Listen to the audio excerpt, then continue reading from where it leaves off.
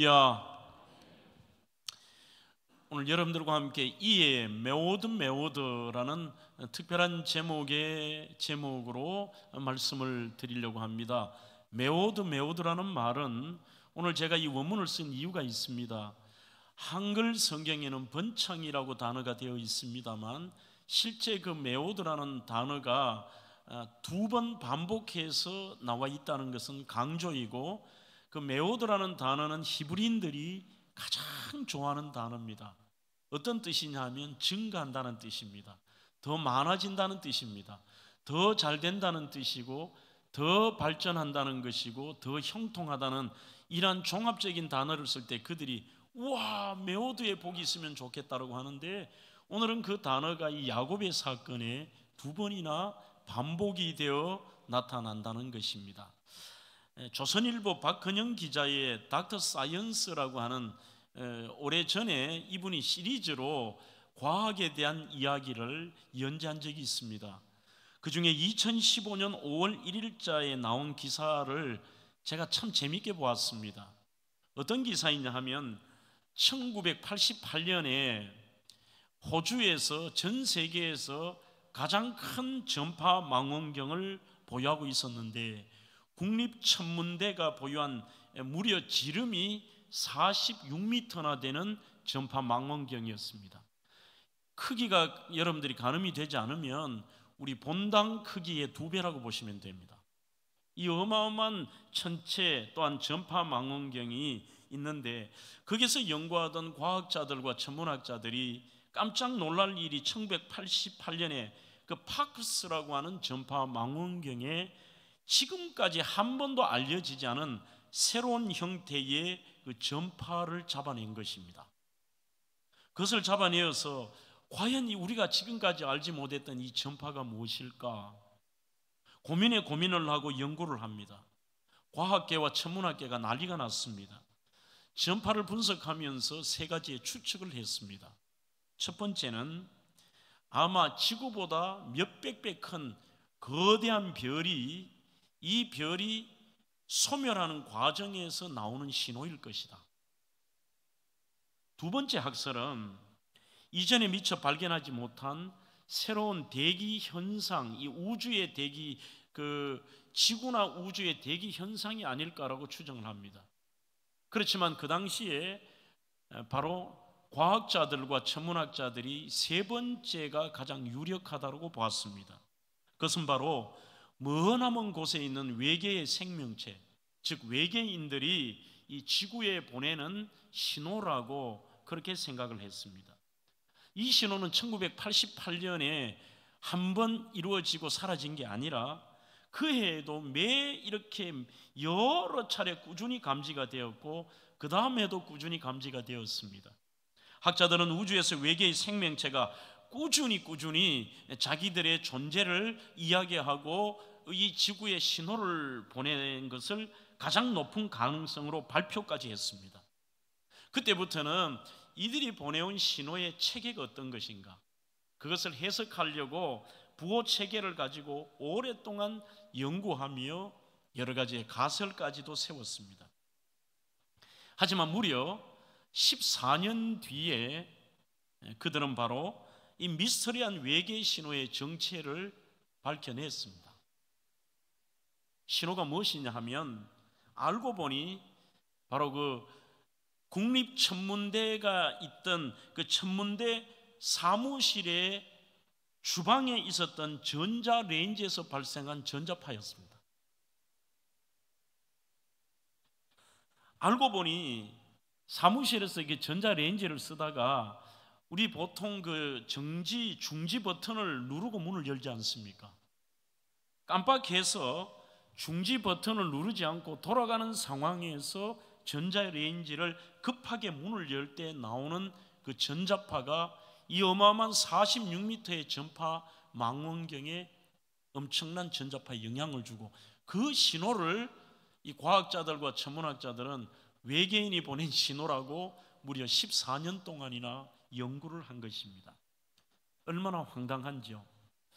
저는 2015년에 이 신문의 기사를 스크랩을 하면서 혼자 참 인생의 많은 어리석음을 생각하기도 하고, 사람들이 그렇게도 맹신하는 과학이 얼마나 때로는 어리석은 모습을 보일 수 있느냐도 생각해 보았습니다.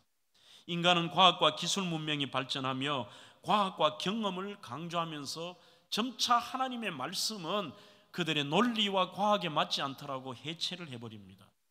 전능하신 하나님이 보이지 않는다고 하나님을 부인하며 무신론적인 사고로 살 뿐만이 아니라 구원자 예수님을 철저하게 거부하는 무신론으로 전락해 버린 것입니다. 도널드 머클리라고 하는 분은 그의 책에서 이렇게 말합니다. 인간들은 합리적 경험적 판단만을 믿으며 급기야 하나님을 인간의 생각 밖으로 그 하나님을 밀어내버렸다, 그렇게 표현하고 있습니다. 하지만 누구든지 오늘 어찌 보면 인생 속에서 참으로 우리의 인생은 모든 분야가 하나님의 주권 속에 있으며 하나님의 손안에 달려 있다는 것은 정상적인 그리스도인이라면 깨닫게 될 것입니다. 시간이 지나며 하나님의 섭리 속에 있었구나, 이것은 하나님의 주권이면서 특히 어떤 분들은 이런 삶의 체험을 통해서 하나님 살아계시는구나, 이것은 하나님이 하셨다라고 밖에 그들이 증명할 수 없어 그 하나님 앞에 굴복하는 모습을 보기도 합니다. 사람들은 자기의 논리와 경험을 가지고 지식을 가지고 살다가 어떤 사건들이 겹쳐지고 계속이 되면 결국은 하나님 앞에 항복하고, 또 불가항력적인 일을 만나면 더더욱 그렇습니다.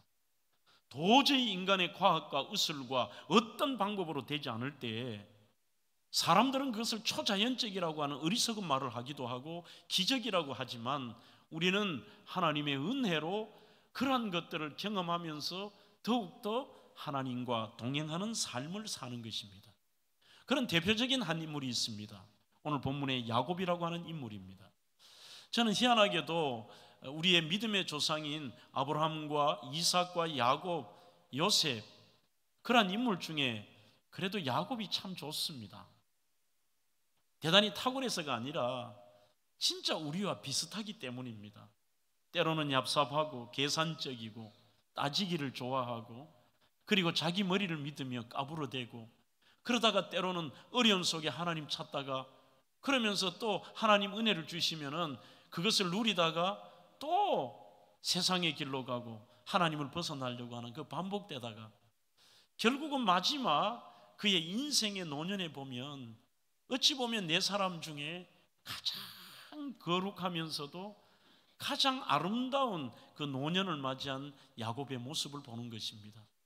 야곱은 어머니의 뱃속에서부터 약탈자였습니다. 형의 것을 뺏으려고 하고 집착했던 사람이었습니다. 태어나도 그의 이름이 뒤꿈치를 잡고 약탈자라는 뜻을 가지고 있습니다. 여러분들이 아시다시피 그 형의 장자권을 뺏으려고 어머니와 공모를 해서 늙은 아버지와 형을 속임으로 형이 동생을 죽이려고 합니다. 창세기 27장 41절에 보시면 내가 내 아우 야곱을 죽이리라고 얘기합니다. 어쩔 수 없이 자기 잔머리로 형의 그 축복 장자권을 뺏으려고 하다가 오히려 죽음의 위기 속에 도망자의 신세가 됩니다. 가다가 척박한 돌뿐인 베델이라고 하는 곳에서 돌베개를 재고 웅크리고 자고 있을 때에 주님이 찾아오셨습니다. 여전히 하나님은 그를 포기하지 않으시고 그를 추적하셨고 그를 만나 주셨습니다. 더 나아가서 이 야곱에게 놀라운 새로운 희망과 약속을 주시고 이 희망 붙들고 네 인생 포기하지 말라고 격려하셨습니다. 그것을 붙들고 드디어 800km나 떨어진 외삼촌 라반의 집에 갑니다. 그와 내 외삼촌의 집에 갔습니다만 인생이 만만치가 않습니다. 여러분들 참으로 자기가 한 일에 대해서 자기가 당할 때가 많은데 지금까지 그렇게 남을 속였던 야곱이 이번에는 철저하게 외삼촌을 통해 속임을 받습니다. 사랑하는 여인을 얻기 위하여서 너 봉사하면은 너에게 라헬을 주겠다고 약속해놔놓고 그 둘째 딸 라헬은 주지 않고 정말 못생기고 문제가 있는 큰 딸을 텐트 속에 집어넣기도 하고 또 잘못되게 속이면서 7년 일하게 만들고 속임을 당하는 20년이었습니다. 그런 우여곡절 끝에 그래도 꿈에 그리던 사랑하는 아내 라헬도 결혼하고, 레아를 통해서는 그 당시에 재산이라고 할 수 있는 수많은 아들들도 놓고, 심지어 사랑하는 라헬을 통해서 요셉도 낳았습니다. 이제 살만했습니다. 그런데 그때 하나님께서 찾아오셨습니다. 야곱아, 너가 있을 곳이 이곳이 아니다. 너와 내가 약속했던 그 땅으로 가라고 말씀합니다. 드디어 그가 가려고 하는데 문제가 있습니다. 삼촌이 허락하지를 않습니다. 여러분 같으면 허락하시겠습니까? 성경에 보면 이 야곱 때문에 삼촌이 복을 받습니다. 뿐만이 아니라 그의 모든 삶 속에서 오히려 이 외삼촌이 한 번도 그가 오늘 메오드의 축복을 누려본 적이 없는 거예요. 하지만 저 멀리 800km 떨어진 그 보잘것없는 브엘세바, 헤브론 이런 쪽에 있던 야곱이 찾아와서 자기 집안이 완전히 바뀌어버린 것입니다. 이 집안이 어느 정도로 바뀌냐면은 재산 자체가 메오드가 되고 그 가정이 이 손주까지 막 그렇게 생기니까 모든 것이 메오드라는 것을 처음으로 라반이 경험해 본 거죠. 자기가 아니라는 걸 압니다. 야곱 때문에. 그 이유도 자기는 정확하게 압니다. 야곱이 왜 이렇게 메오드의 복을 쟤는 누리냐라는 것을 라반이 이렇게 말합니다. 27절에 라반의 고백입니다. 라반이 그에게 이르되 여호와께서 너로 말미암아 내게 복 주신 줄을 내가 깨달았다고 되어 있습니다. 30절에도 여호와께서 외삼촌에게 복을 주셨습니다. 야곱도 압니다. 외삼촌은 잘 사시는 것, 예삼촌이 메오드의 복을 누리는 것은 바로 저 때문 아닙니까? 그리고 저와 함께 하시고 하나님께서 나 때문에 삼촌에게 복을 주셨지 않습니까? 그런데 왜 안 보내려고 합니까? 나도 안다. 여호와께서 너로 말미암아 나에게 복을 주신 줄 내가 야다티, 나 체험했다는 겁니다. 여러분들, 실은 이게 진짜 복입니다. 그게 진짜 메오드입니다. 무엇이냐 하면 내가 뭐 잘 먹고 잘 살고 많은 것을 가지고 자식도 많아지고 삶이 지금보다 더 형통하고 업그레이드가 되고 제가 기도하듯이 오늘보다 내일이 나아지고 올해보다 내년이 나아지는 이런 메오드의 복은 한 부분일 뿐이고, 진짜 메오드는 이 정도 돼야 메오드입니다. 오늘 야곱처럼 나 때문에 상관없이 라반이 잘 되는 거예요. 나 때문에 내 이웃이 잘 되고 내가 간 그곳이 잘 되는 것입니다. 이번 주도 제가 그런 일을 우리 교육자하고 경험을 했습니다. 희한하게도 저는 제가 가는 식당은 다 손님이 갑자기 많이 와요. 그러니 어떤 식당은 아예 주인이 얘기해요. 목사님 좀 자주 오세요. 왜요? 희한하게 목사님만 오면 손님이 많이 와요. 그래요. 저는 알지요. 제가 기도하니까요. 가면 하나님, 그래도 오늘 주의 종들이 식사하는 이 식당이 잘 되게 해달라 그러고, 우리가 어디를 가도 마찬가지입니다. 나 때문에 남이 잘 되는 복이 있잖아요. 그리고 더 나아가서 오늘 믿음이 없고 인간적인 욕심만 있었던 라반의 입에서 여호와의 이름이 나오는 겁니다. 여호와께서 너로 말미암아 나에게 복 주신 줄을 내가 야다티 했어라는 겁니다. 제가 군에서도 그런 경험을 한번 했습니다. 나는 이분 이름을 꼭 밝히고 싶어요. 하도 나를 괴롭혀가지고. 학사 2기 권영준 소령, 얼마나 괴롭히는지요. 막말을 하고 훈련할 때 자기 작전 장교할 때 일부러 우리 중대는 힘들게 만들고요. 그러면서 자기 입으로 얘기해요. 여기 매일 묵주 차고 다니는데 이래요. 나는 너 다른 거 뭐 일 잘하고 니 뭐 다 필요 없대요. 니 뭐 다 필요 없고 니는 예수 믿는 그것 자체로 니는 재수 없다고 얘기하더라고요. 그러니까 예수 믿는 것 때문에 날마다 괴롭혀요. 훈련과 인간적인 모욕 정도가 아니라 나중에는 강제로 앉혀놓고 입에 막 벌리고 술을 먹이려고 하고 막 장교들끼리 왜 이 뭐 상상을 초월하더라고요. 이게. 그런데 저희 부대에서 살인 사건이 있었습니다.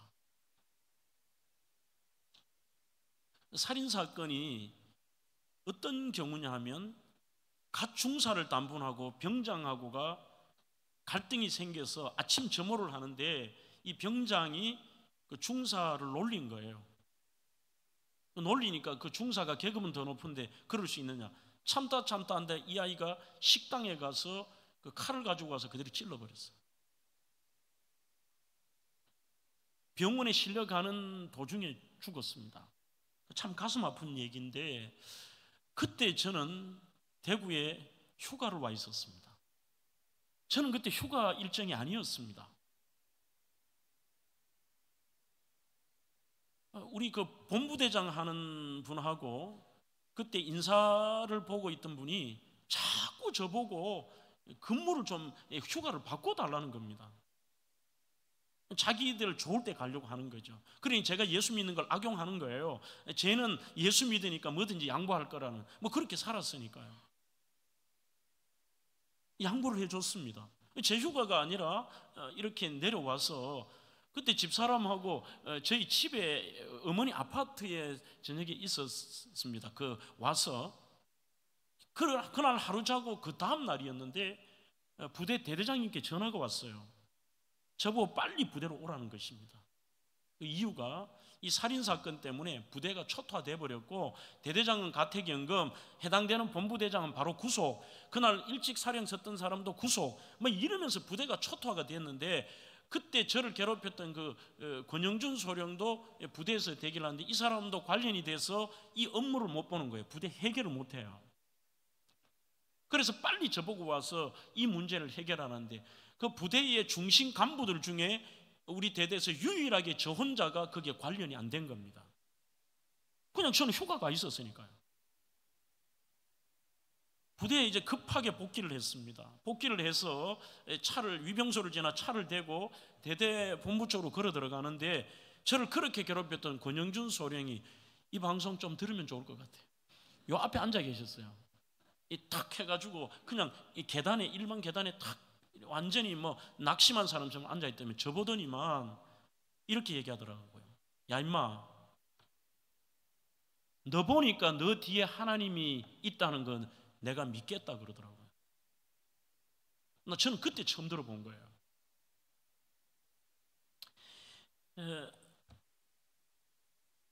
그분 입에서 하나님이라는 단어가 나올 줄은 상상을 못했습니다. 그리고 죄송하지만 저 자신도 그 상황에 급하게 사건을 수습하러 왔지만, 이게 하나님께서 나를 보호하셔서 피신시키고 그리고 그 과정을 은혜롭게 해결하기 위해 이렇게 이걸 저도 몰랐는데 그분의 입을 통해서 느끼면서 맞구나, 하나님이 나와 함께 하시는구나, 이런 참 경험을 해본 기억이 납니다. 여러분, 하나님과 동행한다는 것은 하나님께서 동행하는 자신 때문에 복을 받았다는 것인데, 하나님이 함께 하신다면 그 어려운 환경이 바뀌고 더 나아가서 불리한 환경 속에서도 하나님의 직접 하시는 것을 경험하는 거예요. 이것을 우리가 메호드의 복이라고 표현하는 것입니다. 성경에 이런 케이스가 야곱뿐만이 아니라 그의 아버지였던 이삭도 나옵니다. 창세기 26장 12절로 13절에 이삭이 그 땅에서 농사하여 그에게 100배나 얻었고 여호와께서 복을 주심으로 그 사람이 장대하고 왕성하여 마침내 거부가 되었다는데, 이게 전부 인간의 뜻으로는 이해가 안 됩니다. 자, 첫째는 이삭은 평생 농사를 지어본 적이 없습니다. 그는 유목민입니다. 그가 농사를 지었던 곳은 바로 지금 지중해에 붙어있는 블레셋 평야, 자기가 익숙한 땅도 아닙니다. 그러나 이 블레셋인들은 평생을 거기서 농사를 지었습니다. 그러나 그들이 일이라면 오늘 이 이삭이 농사를 해서 그에게 얻었던 것이 100입니다. 뭐 2배 정도 우리 거둬들이는 뭐 이것은 있을 수 있습니다만,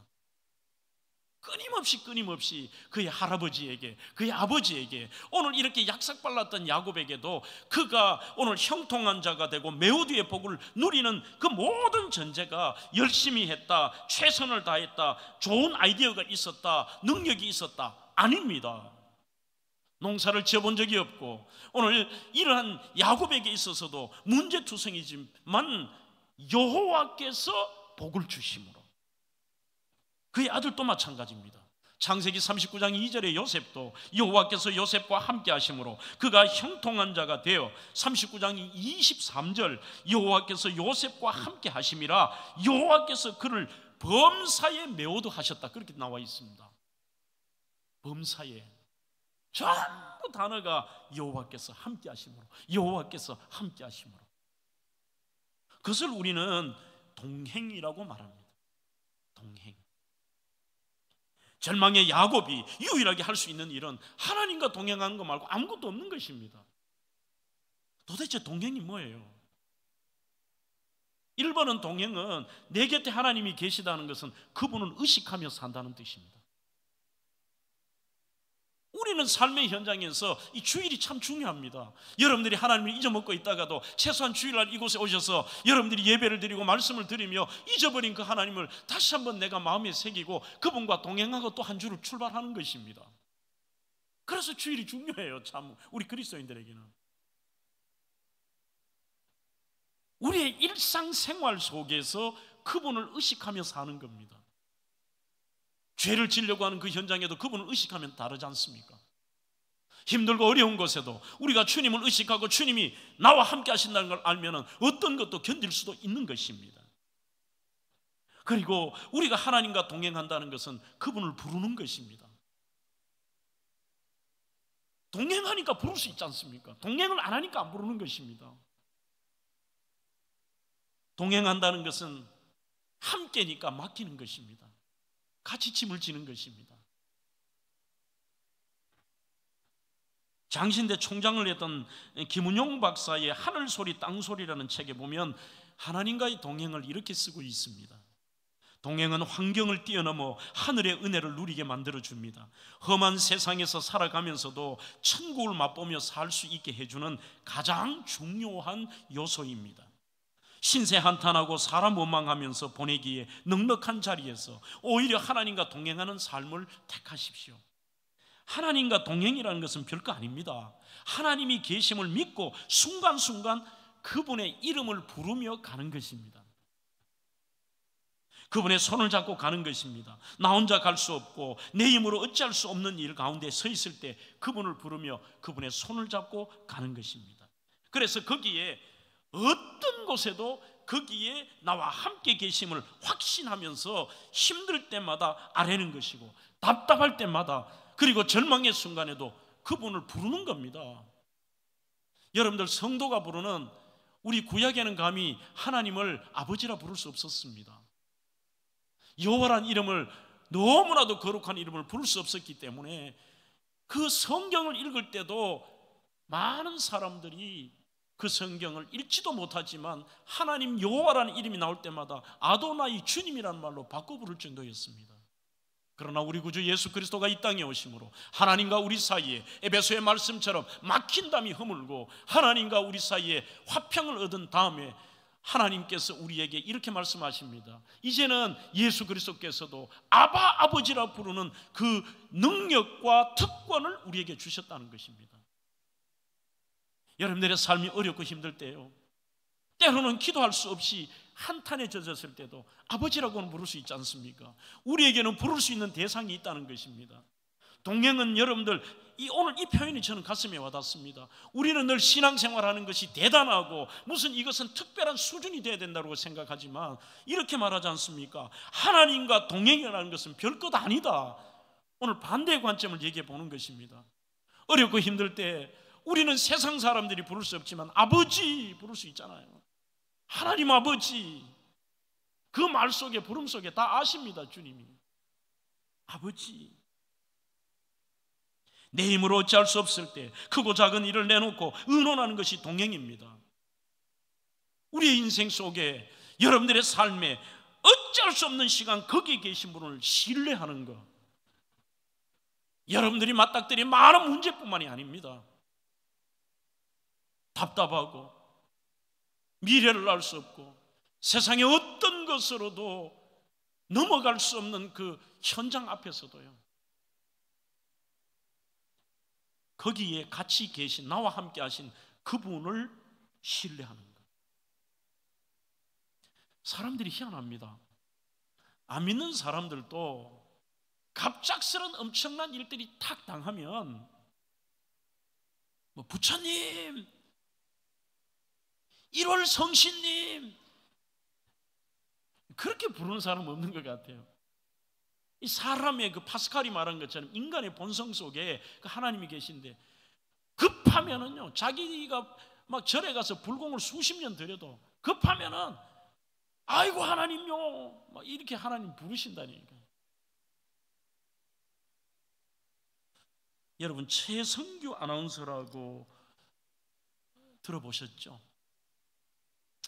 이분은 오랫동안 아침마당을 생방송을 하셨던 분인데 1993년 9월 26일 토요일 오전 11시 50분입니다. 생방송을 마치고 이분이 이제 일을 보고 나오는데 갑자기 그 스텝이 하나가 쪽지를 주는데 급하게요. 내용이 이렇습니다. 딸 혜원 교통사고 생명위도 강남 성심병원 응급실. 급하게 택시를 타고 대림동으로 갔습니다. 너무나 충격적인 것은 가면서 사태를 알아보니까 이게 이사 트럭인 7.5톤인가요? 그 이사 트럭이 자기 혜원이 딸아이가 3살, 만 3살이었는데 이 아이가 뒤에 있는 것을 모르고 후진을 해버린 거예요. 그렇게 후진을 한 정도가 아니라 뒤에 무슨 장애물이 있는 줄 알고 전 후진을 반복해버렸습니다. 2번. 자신도 모르게 택시 안에서 평생을 철저히 불교 집안이었고 예수천당 불신지옥을 외치는 기독교에 대해서 혐오감이 있었던 사람이었습니다. 앞에 기사가 중요하지 않습니다. 하나님 도와주세요. 내 딸 살려주세요. 모든 죄값은 제가 받게 해주시고 하나님 당신이 진짜 있다면 우리 딸 살려주시오. 살려주시오. 도착을 하니 3 여자가 있었습니다. 어머니, 형수, 자기 아내. 이미 아이의 시체 위에는 하얀 가운이 덮여 있었습니다. 자기 아내는 실성하고 미쳐서 벽에 머리를 찍고 있습니다. 한 번 더 그 자리에서 누가 보는 게 중요하지 않습니다. 하나님, 이 아이 살려주시오. 살려주시오. 살려주신다면 무엇이든지 할 테니 좀 살려주시오. 그렇게 부르짖었습니다. 갑자기 마음에 아이를 안아야 되겠다는 생각을 들고 신천을 치우고 이 아이를 꽉 안았습니다. 얼마 동안 지나니까 몸이 좀 따뜻해지는 느낌이에요. 이게 전부 지금 오늘 제가 얘기하는 게, 오늘 여기 의사분도 있지만 의학적으로는 말이 안 되는 얘기 아닙니까? 그리고 손가락을, 얘가 숨이 안 쉬니까 손가락을 목에 이렇게 넣었어요. 핏덩어리가 자기 가슴에 확 내뱉는데 얘가 아주 숨을 가느다랗게 쉬더니만 의식이 회복이 된 거예요. 물론 그때 이후에 바로 이 아이가 정상이 된 것은 아닙니다. 살아난 다음에 몇 년에 걸쳐서 병원에서 재활 치료를 받았습니다. 결론 지금은 아주 건강한 성인이 되어 살아가고 있습니다. 이분은 이때 이후로 일반의 방송을 내려놓고 현재까지도 이 CTS 보셨겠습니다만 내가 매일 기쁘게를 진행하고 거의 매주 노숙인 선교센터에서 해돋는 마을 봉사라고 하는 이 밥을 퍼주고 주님 앞에 그 은혜에 보답하는 삶을 살고 있습니다. 오늘 저는 이 최성규 아나운서를 통해서 한 번 더 여러분들에게 말씀을 드리고 싶습니다. 동행이라는 것은 별것이 아닙니다. 여러분들의 삶에 맞닥뜨린 수많은 과정 속에 그분을 부르며 사는 겁니다. 그리고 그분께 맡기고 그분을 의식하며 사는 것. 그것이 바로 우리가 첫 번째 메오드의 축복을 누릴 수 있는 방법입니다. 두 번째, 이 메호드의 은혜는 무엇을 보고 무엇을 말하느냐라고 하는 그 바라봄의 법칙이 또 대단히 중요하다는 것을 본문에서 알 수가 있습니다. 25절로 26절, 라반에게서 떠나려는 야곱에게 이렇게 얘기합니다. 야곱아, 야곱아, 떠나지 말아다오. 너 때문에 내가 이런 복을 받았는데 너 떠나면 안 된다. 너도 여기 있으면 괜찮잖아. 그러자 야곱이 지금까지 내가 일했던 삭슬 달라고 얘기합니다. 약삭발은 이 라반이 주겠습니까? 주지 않습니다. 그때 33절로 35절에서 야곱이 아주 독특한 제안을 합니다. 염소든 양이든 쉽게 말해서 삼촌, 이렇게 하면 삼촌 손해보는 거 없잖아요. 제 제안을 받아주시면 좋겠습니다. 지금부터 자, 양을 예를 들겠습니다. 성경에 나온 대로 양이 새끼를 놓으면, 쉽게 말하면 돌연변이는 제가 하고 정상적인 양은 삼촌이 다 하십시오. 이 괜찮은 계약 아닙니까? 그랬습니다. 자, 그러면 어떤 내용이냐? 소위 새끼 양을 놓으면은 얼룩 찌고 그 다음에는 검은 거, 이런 것들은 제가 하겠습니다. 여러분들, 양은 모든 양이 하얀 줄 아시죠? 오늘 사진에 보는 것처럼 양들도 저렇게 검고 얼룩얼룩한 양들, 심지어는요 전체가 까만 양도 한 번씩 나옵니다. 그러니 이런 양은 제가 하고 나머지 하얀 모든 정상적인 양 하라고 하니까 라반이 신이 난 겁니다. 거기다 사람 잔머리 쓰는 사람들은 더 치밀하게 잔머리를 쓰죠. 성경에 나와 있습니다. 자기 아들들을 라반이 부릅니다. 아들들아, 이리 와봐라. 지금 너 사촌 야곱이 이런 제의를 했다. 싹스를 달라고. 이 웃기지 않나? 그렇지만 우리 철저하게 한번 하자. 지금 우리가 가지고 있는 양들 중에서 얼룩덜룩하고 검은 것들이 있지, 전부 한 자리에 모아가지고 멀리 이 양들을 치워버려라. 혹시 얘들하고 교미 못하도록.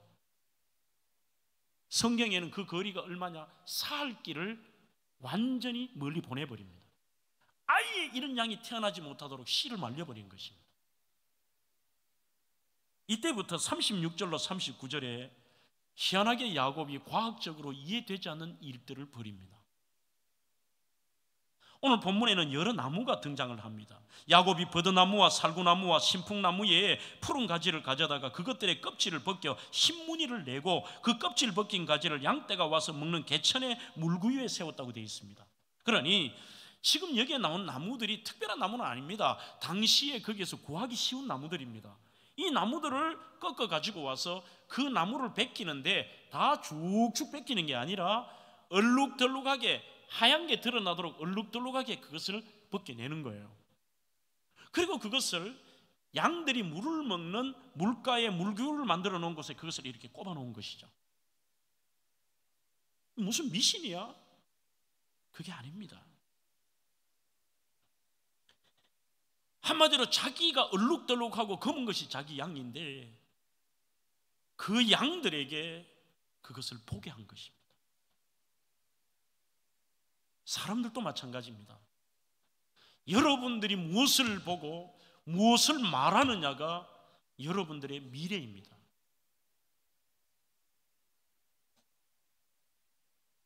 사람들이 계속 어떤 것을 보고 어떤 것을 말하면 자기도 모르게 그게 나와요. 어떤 판사님이 이렇다 그러지 않습니까? 판사님에게 주례를 부탁하니까 그날 주례를 하시면서 피고 김철호 군과 원고 이난희 양의 결혼을 축하한다고 그러고요. 매일 보는 것은 여전도 회장님이 아파트 뭐 이런 것만 보는 여전도 회장님이 예배 인도하면서 전도회 때 그러시더래요. 자, 오늘 아파트 105동 부르겠습니다. 이게 입에 붙어 있는 거지. 늘 보면은 그것이 미래라는 것은 결국 자신이 보는 것이 현실이 됩니다. 그 더 이상은 나올 수도 없고 결국은 보는 것으로 따라갑니다. 보지 않는 것이 현실이 되지는 않습니다. 양조차도 자꾸 보니 그런 모양대로 새끼를 낳는데 히브리서 11장 10절에도 믿음은 바라는 것들의 실상이고 보지 못하는 것의 증거라고 말씀하고 있습니다. 야곱은 마음속의 소원을 나뭇가지에 그리고 있는 것입니다. 자기도 그것을 보고 있습니다. 이것은 물론 이 부분 지금까지는 성경에 나온 대로고 이 부분은 장 목사 해석입니다. 여러분들 이거 깎으면서 그가 그것을 보면서 그래, 자 이대로 나와라, 재수 있으면 나온다 이랬겠습니까? 하나님과 동행한다면 그분을 불렀을 겁니다. 하나님, 사람은 할 수 없을지라도 이런 불가능한 제안을 해야 저분이 받아들입니다. 하나님, 이렇게 제가 오늘 보고 있는, 제가 그리는 이 얼룩덜룩한 것 주님 주십시오. 주님의 방법으로 주십시오. 오늘 그는 그의 미래를 보는 것입니다.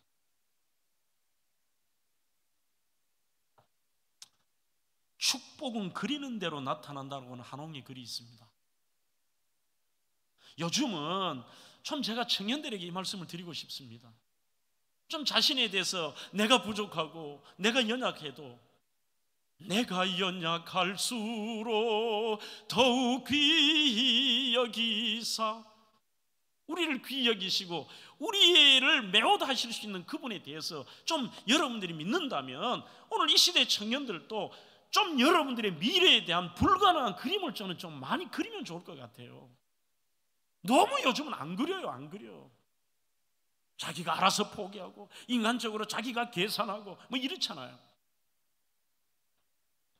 여호수아 17장에 보면 명령을 내리는 여호수아의 모습이 나옵니다. 백성들에게 약속의 땅에 들어가는데 그의 명령은 여호수아 18장에서 4절, 6절, 8절, 9절 계속해서 하는 말이 너 가서 땅 그려와 이렇게 얘기합니다.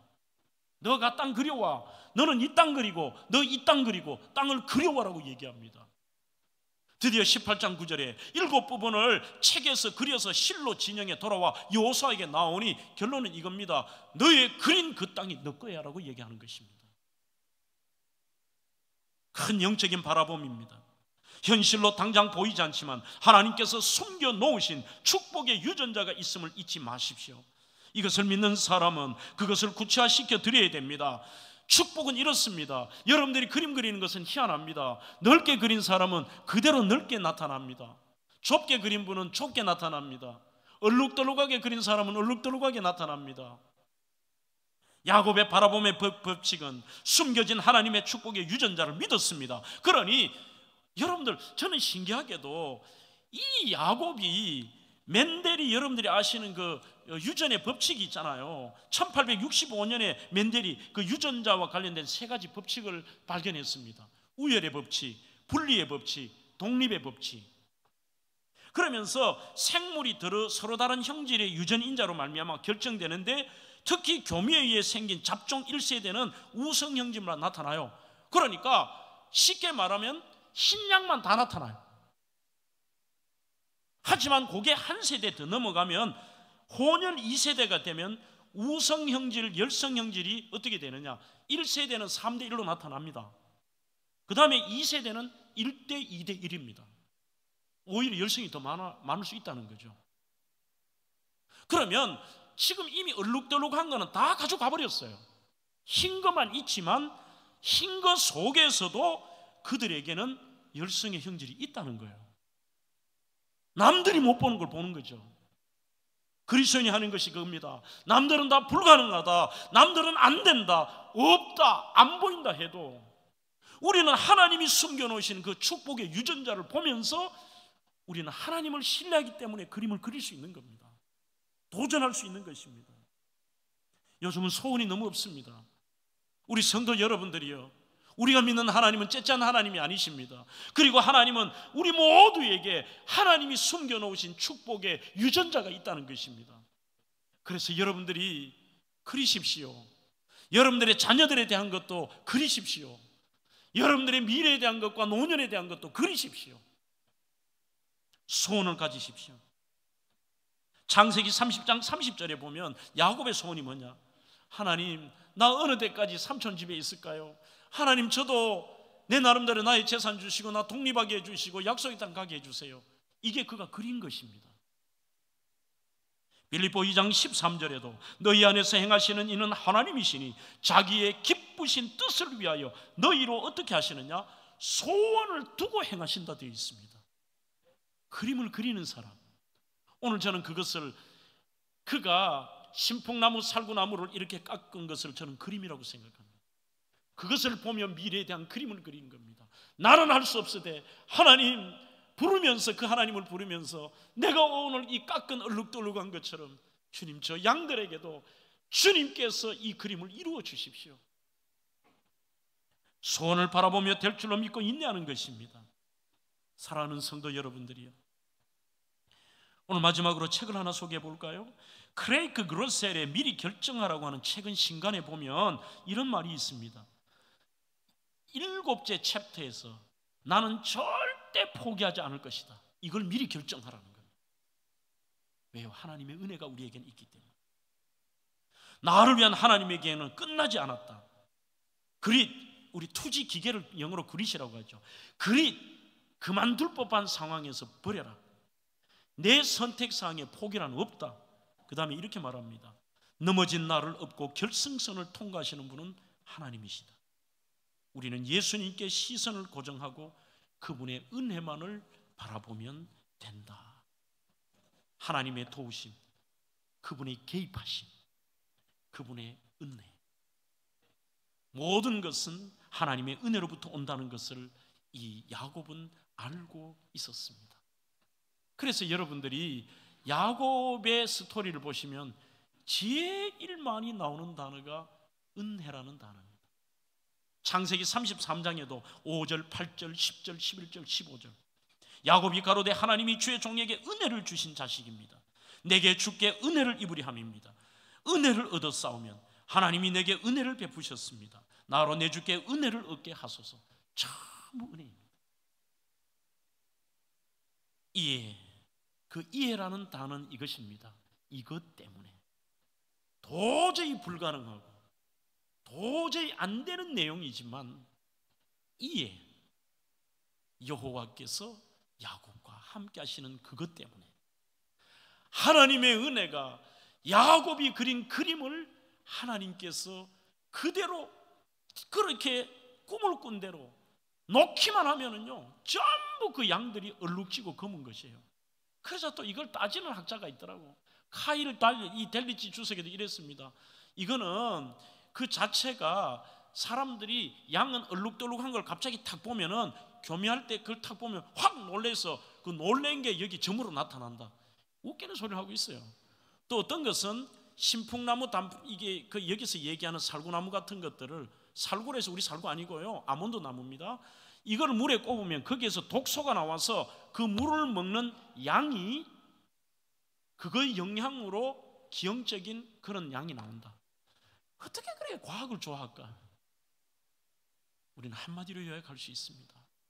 하나님의 은혜가 있어야 됩니다. 오늘 저는 대명의 성도들이 심플한 메시지입니다. 그 어떤 경우에도 하나님과 동행하십시오. 그분을 부르십시오.